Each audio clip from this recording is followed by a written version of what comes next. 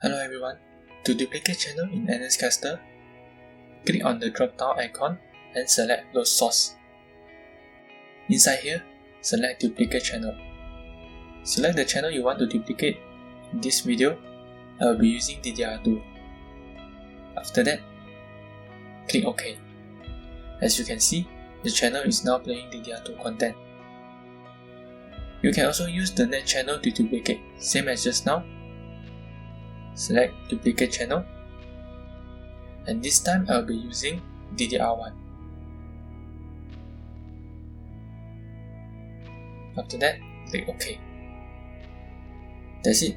Thanks for watching and hope you guys enjoyed the video.